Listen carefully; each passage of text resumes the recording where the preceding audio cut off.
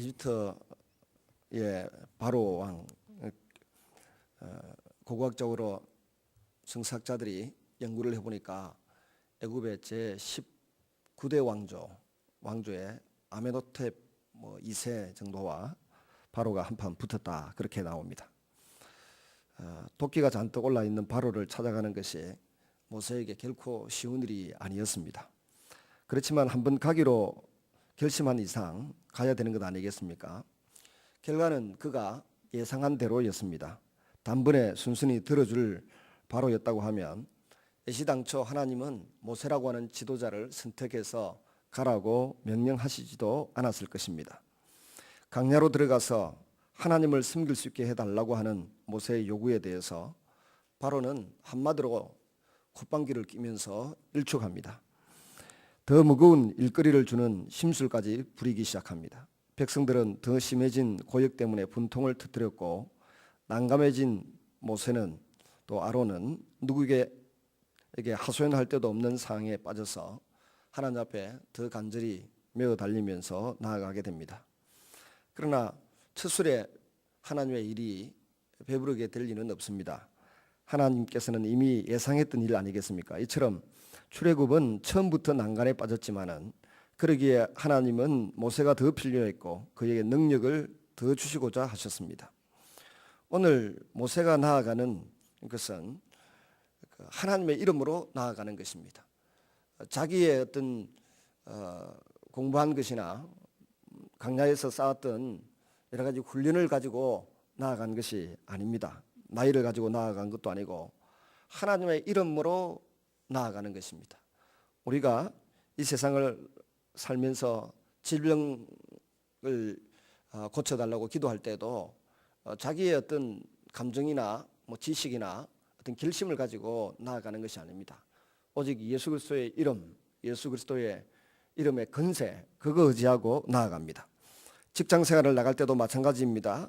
가정을 제대로 꾸려 나갈 때도 마찬가지입니다. 주님의 이름으로 나아가기 때문에 우리가 담대히 나아갈 수 있습니다. 불가능한 상황에 부딪혀 직면해서 나아갈 수 있게 되는 것입니다. 그렇지만 세상은 쉽게 녹록하게 우리가 나아가는 걸음에 길을 열어주거나 또 승복하지 않습니다. 갑작스럽게 나타나서 백성들을 보내달라고 요구하는 모세의 말에 바로가 순순히 동의할 리가 없지 않습니까? 모세와 바로의 첫 대면에서 한 차례 실강이가 벌어집니다. 보내달라, 어림없는 소리 하지 마라, 일이나 더 해라. 모세의 입장에서는 목숨을 걸고 나선 첫 대결에서 보기 좋게 나가 떨어졌습니다. 이렇게 위험한 대결을 모세가 당당히 펼칠 수 있는 그 힘 어디에 있었습니까?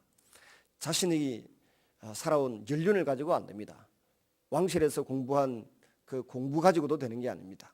쌓아놓은 이력서 가지고 되는 것도 아니고 그 어떤 배경도 없습니다. 오직 하나, 여호와를 알리라고 하는 하나님의 이름을 드러내고 하나님의 능력을 증명하라고 하는 그 하나님의 요구에 순종하는, 거기에서 그의 출발선이 있습니다. 그래서 나아갈 때도 하나님의 이름으로 나아갑니다. 여러분, 이제 모세가 하나님의 이름으로 바로 앞에 나아가는 이상 바로는 지금까지 이스라엘 백성들만 상대하면 되었습니다. 이스라엘 백성들만 상대해서 이래라 저래라 됐는데 드디어 하나님을 대면하여 하나님을 상대하는 것이 됩니다. 백성들을 상대하는 것이 아니라 백성들을 대하는 태도와 그가 하는 모든 말은 바로 하나님 자신을 대면하는 것이 되고 하나님을 상대하는 것이 되게 되었습니다. 그래서 우리가 이 세상에서 어떤 어려운 문제에 부딪혀 나아갈 때도 그 문제에 나아가는 것이 아니라 하나님의 이름으로 하나님 명령하신 곳에 나아가는 것이 됩니다. 그러면 하나님 이름으로 나아가는 자기 백성을 하나님은 눈동자같이 지키실 것입니다.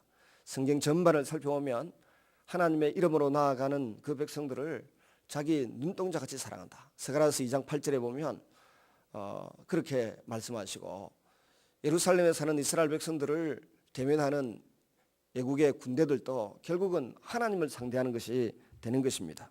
마찬가지로 예수 그리스도를 통하여 하나님의 자녀가 되고 하나님과 언약 관계에 있는 우리 한 사람 한 사람도 예수님의 이름으로 나아갈 때 바로 하나님께서 원하시는 바를 이루어드리는 삶을 사는 것이고, 또 세상은 내가 아닌 하나님을 상대하는 것이 된다고 하는 것을 기억하시기를 바랍니다.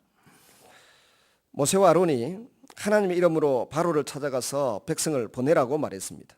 그러나 되돌아온 것은 바로의 배한양과 함께 늘어난 작은 양이었을 뿐입니다. 이에 불만을 품은 이스라엘 백성들이 불평이 쏟아져 나왔습니다. 어느 것 하나 제대로 풀리지 않고 오히려 꼬여버리고 말았습니다. 가뜩이나 조심스럽게 나섰던 모세는 이 일 때문에 너무나 마음이 아파서 하나님께 호소합니다. 근데 무슨 일이든지 하다가 보면 시련이 있고 장애물이 있게 마련입니다. 쉽지는 않았지만 모세는 가정의 아픔을 삼키면서 계속 구원의 역사를 향하여 전진합니다. 하나님은 이런 모세를 예면하지 않으시고 계속해서 도우십니다. 과정 속에 있는 아픔을 성숙하게 처리하는 사람을 하나님은 도우십니다. 이스라엘 백성들은 아직도 하나님에 대하여 제대로 알지 못하기 때문에 모세와 아론에게 뭐라고 하는가 하면, 바로의 눈에 또 그 신하의 눈에 우리가 미운 것이 되게 하였다. 과거 성경에 보면 미운 물건이 되게 하였다. 인격적인 존재가 아니라 미운 물건 취급받는다고 그렇게 비아냥거리면서 비난을 퍼부었습니다. 그러나 그것은 하나님께서 자기 백성들을 훈련시키시고 연단시켜가는 하나의 과정에 불과합니다.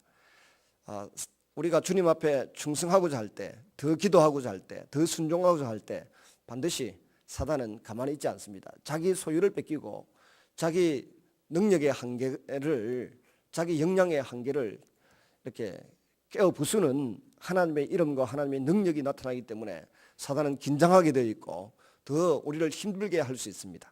기도를 방해하게 만들고 기도하는 일을 어렵게 만들기도 합니다.